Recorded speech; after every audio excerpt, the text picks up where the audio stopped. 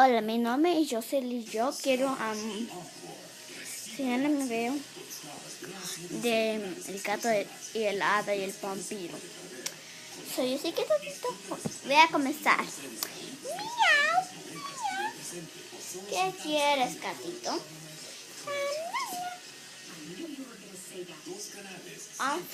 Sí, porque dices miau.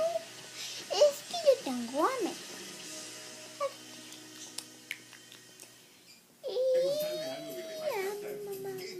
¿Qué voy a hacer? No sé. Ok, gracias. Mi nombre es Jocelyn.